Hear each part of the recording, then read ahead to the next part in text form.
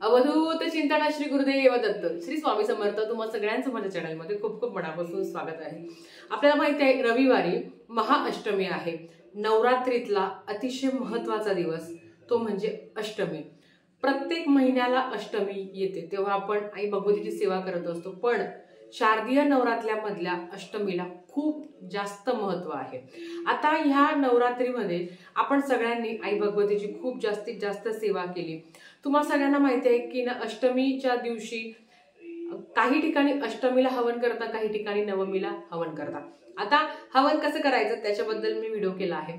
आपण अष्टमीला काय एवढं महत्त्व आहे तुम्हाला माहिती आहे की देवी आई ही 9 दिवस महिषासुराचा वध करत असते। त्याच्यामुळे ती खूप थकलेली असते आणि तिचा तो जो राग आहे तो एकदम जास्त झालेला असतो। तिला शांत करण्यासाठी आपण हवन करत असतो आणि त्यातल्या त्यात दुर्गाष्टमी हा दिवस खूप महत्त्वाचा आहे। थोडक्यात काय, दुर्गा अष्टमी हा दिवस नवरात्रीचा प्राण मानला जातो। ह्या दिवशी आपल्याला काही ठिकाणी कन्यापूजन करता, काही ठिकाणी ओटी भरता, काही ठिकाणी हवन करता।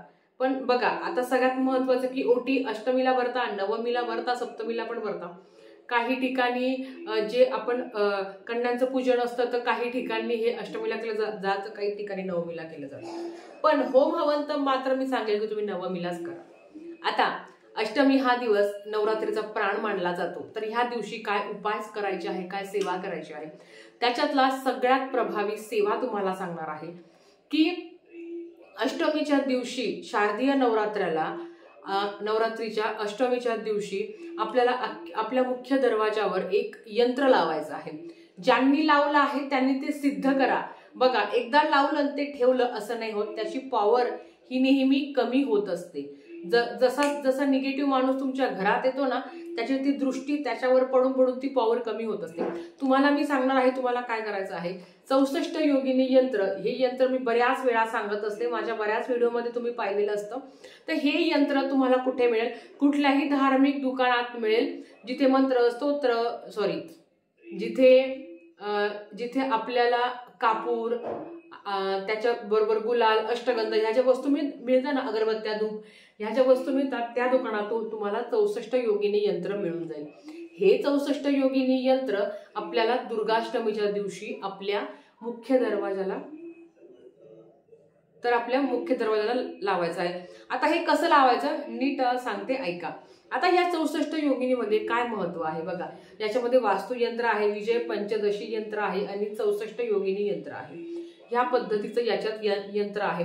आता बघा हे यंत्र दुर्गाष्टमीच्या दिवशी आपल्या घराला किंवा दुकान, ज्यांचं बुटीक आहे, पार्लर आहे, मेडिकल आहे, अजून कुठले बिझनेस असेल त्या दुकानाच्या ठिकाणी, त्या व्यवसायाच्या ठिकाणी तुम्हाला लावायचं आहे। आपण जेव्हा शटर बंद करतो बघा, आता काही आजकाल शटरच्या दुकाने असतीलच, म्हणजे शटर आपण खोलतो किंवा बंद करतो, तर मुख्य दरवाजाला लावायचं आहे, दुकान असो किंवा घर असो। आता हे कसं लावायचं, जेव्हा तुम्ही घेऊन येता तर हे लॅमिनेटेड असतं बघा। थोडंसं गुलाब जल किंवा घरातलं पाणी नाही, थोडंसं शिंपडायचं, हे स्वच्छ करून घ्यायचं। स्वच्छ करून घेतल्यावर हातात घ्या, उजव्या हातात। आता फ्रंट कॅमेरामुळे माझा हात डावा वाटतो आहे, पण माझा हात उजवाच आहे हा। तर ह्या हातात तुम्हाला धरायचं आहे आणि तुम्हाला एक माळ नवार्णव मंत्राची करायची आहे आणि 11 माळी श्री स्वामी समर्थ मंत्राच्या करायचा आहे। ज्यांना 11 माळी शक्य नाही होत त्यांनी एक माळ केली तरी चालेल, पण कसं असतं बघा, जेवढी जास्त सेवा होईल ना तेवढा तो मंत्र पॉवरफुल होईल, म्हणजे तेवढा तो यंत्र पॉवरफुल होईल। म्हणून मी तुम्हाला सांगेल की जास्तीत जास्त 11 माळी जप केल्या तर सोन्याहून पिवळं, आणि तुम्ही कराल मला माहिती आहे। तर तुम्हाला काय करायचं आहे, 11 माळी जप करा, एक माळ नवार्णव मंत्राची करा। आता हे सगळं झाल्यावर आपण हातात ठेवून हा मंत्र जप करणार आहे। सेवा झाल्यावर आपल्या मुख्य दरवाजाच्या बाहेरच्या बाजूने, म्हणजे जो आपल्या घरातले बेल वाजवतो बघा, त्याला हा मंत्र दिसेल असा लावायचा आहे। मंत्र जास्त वरती पण नका लावू, कारण येणारा माणूस हा समोर बघत असतो।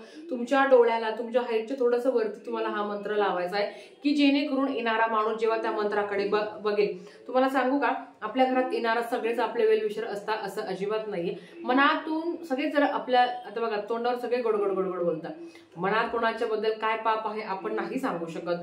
आणि येणारा माणूस किती पण वाईट वृत्तीचा, किती नीच वृत्तीचा, कितीही तुमचं मनात कपट आहे त्याच्या, आणि तुमचं वाटुळं व्हावं, तुमची कधी प्रगती होणे असं वाटत असेल, आणि जो तुमच्या दारावर येऊन उभा राहतो आणि त्याची नजर जेव्हा ह्या यंत्रावर जाते ना, त्याची ती वाईट वृत्ती, त्याच्या मनातलं सगळं पाप तिथे संपतं, ते आपल्या घरात पण येत नाही. म्हणून या 64 योगिनी यंत्राचं अनन्यसाधारण महत्व आहे. ही सेवा कोणी करू शकतो, तर ही सेवा कोणी पण करू शकतो. महिला म्हणजे महिला, पुरुष, विधवा, कुमारिका कोणीही करू शकतं. मासिक धर्म सुद्धा क्विटाळा आहे, नाही करता येणार तुम्हाला ही सेवा. तुम्हाला समजलं हे यंत्र कसं लावायचं. जिथे दुर्बीण असते बघा, आपल्याला आतलं बाहेर दिसतं, बाहेरचं आतलं दिसतं, त्या ठिकाणी लावा. कारण कसं ना, समोर येणारा समोर जेव्हा बेलकडे बघेल किंवा आपल्या दाराकडे बघेल तेव्हा त्याला हे दिसलं पाहिजे. या पद्धतीने तुम्हाला लावायचं आहे. अजून एक दुसरा महत्वाचा उपाय, ज्यांना हे नाही भेटलं तर मी तुम्हाला ते सांगेल की कुठल्याही धार्मिक दुकानात तुम्हाला हे यंत्र मिळून जाईल. ज्यांना नाही यंत्र मिळालं त्यांना मी दुसरी सेवा सांगणार आहे. आणि खरं तर ही दोन्ही सेवा तुम्हाला करायची आहे.